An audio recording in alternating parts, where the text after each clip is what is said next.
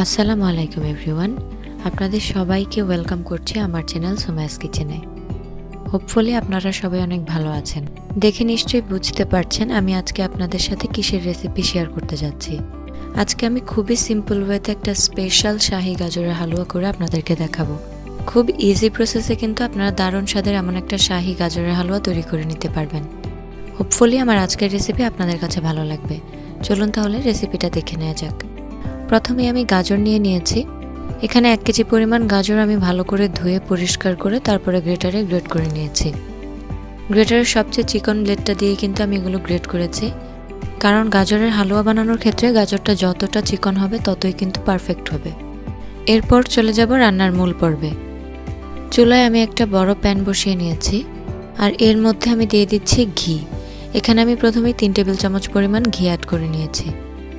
এরপর দিয়ে দিচ্ছি এলাচ। এলাচগুলোকে আমি মাঝখান থেকে একটু ফাটিয়ে দিচ্ছি সো দ্যাট এলাচগুলো খুব ভালোভাবে ফ্লেভার ছড়াতে পারে। আমি এখানে 3টা এলাচ দিয়েছি।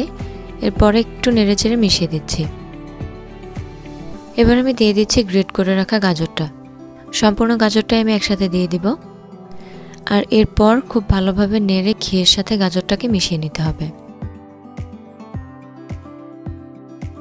এই অবস্থায় মিডিয়াম টু হাই ফ্লেমে রেখে জাল করতে হবে। এখানে কিন্তু আমি মশলার মধ্যে শুধুমাত্র এলাচটাই ব্যবহার করেছি, আপনারা চাইলে কিন্তু অন্যান্য মশলাও অ্যাড করতে পারেন। 5 মিনিট এভাবে অনবরত নাড়তে থাকতে হবে। 5 মিনিট পর এখানে আমি মিশিয়ে নিচ্ছি চিনি। 1 কেজি গাজরের জন্য এখানে আমি 1 কাপ পরিমাণ চিনি ব্যবহার করেছি। তবে চিনির ব্যাপারটা আপনারা আপনাদের প্রেফারেন্স অনুযায়ী অ্যাড করবেন, আপনারা আপনাদের পছন্দ অনুযায়ী কিন্তু বাড়িয়ে বা কমিয়ে নিতে পারেন। চিনিটাকেও খুব ভালোভাবে নেড়েচেড়ে মিশিয়ে নিচ্ছি। চিনিটা মেশানোর পর কিছুটা পানি ছেড়ে দিবে, যেটা কিছুক্ষণের মধ্যে আবার শুকিয়েও যাবে। হালুয়া তৈরির প্রায় সবটা সময় জুড়েই কিন্তু ধৈর্য ধরে এটাকে নাড়তে থাকতে হবে। আমি আরও 2 থেকে 3 মিনিট পর্যন্ত এটাকে এভাবে নেড়েচেড়ে জাল করে নিয়েছি। এবার এখানে আমি দুধ অ্যাড করে নিব। দুধ দিয়ে দিচ্ছি 1 কাপ পরিমাণ। দুধটাকে আমি আগে থেকে জাল করে ঘন করে নিয়েছি। জাল করা ঘন দুধ অ্যাড করলে কিন্তু হালুয়ার ফ্লেভারটা আরও বেশি ভালো হয়। দুধটাকে আমি একটু নেড়েচেড়ে মিশিয়ে নিয়েছি। কিছুক্ষণ জাল করে নেওয়ার পর দুধটাও কিন্তু শুকিয়ে যাবে। দেখতেই পাচ্ছেন দুধটা কিন্তু এই অবস্থায় অনেকখানি শুকিয়ে গেছে। এই অবস্থায় আমি দিয়ে দিচ্ছি গুঁড়া দুধ। গুঁড়া দুধের পরিমাণটা আমি দিয়েছি 1 কাপের থেকে কিছুটা কম। এবার আবারও একটু নেড়ে গুঁড়া দুধটাকে সব কিছুর সাথে খুব ভালোভাবে মিশিয়ে নিচ্ছি।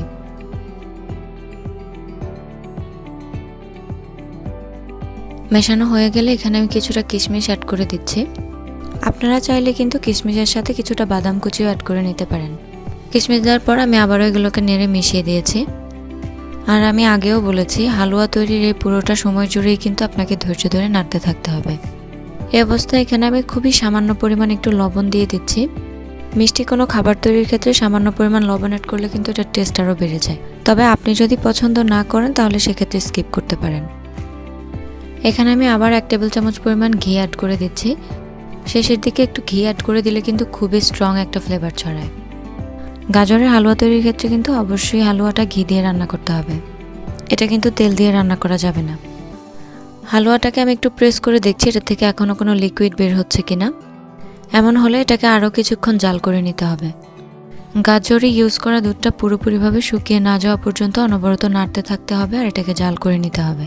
আমার হালুয়া রান্নাটা কিন্তু অলমোস্ট শেষের দিকে। আমি এটাকে আরও 2 থেকে 3 মিনিট পর্যন্ত এভাবে নেড়ে জাল করে নিব। এতে করে হালুয়াটা পুরোপুরিভাবে শুকিয়ে যাবে।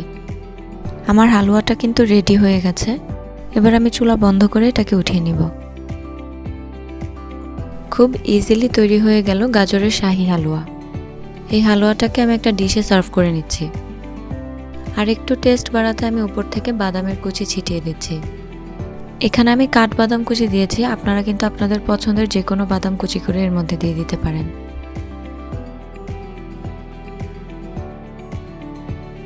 হালুয়াটা দেখে আপনারা আশা করছি এটার পারফেকশনটা বুঝতে পারছেন। আর এই হালুয়াটা খেতে কতটা টেস্ট হয়েছে সেটা দেখেই গেস করা যায়। সম্পূর্ণ রেসিপিটা দেখলে আপনারা বুঝতে পারবেন আমি কত সহজে এই হালুয়াটা তৈরি করেছি। আশা করছি আমার আজকের রেসিপিটা আপনাদের জন্য হেল্পফুল হবে। রেসিপি সম্পর্কে আপনার মতামত কমেন্ট সেকশনে জানাতে পারেন। আর আপনারা কেমন রেসিপি দেখতে চান সেক্ষেত্রেও আমাকে কমেন্ট সেকশনে বলতে পারেন।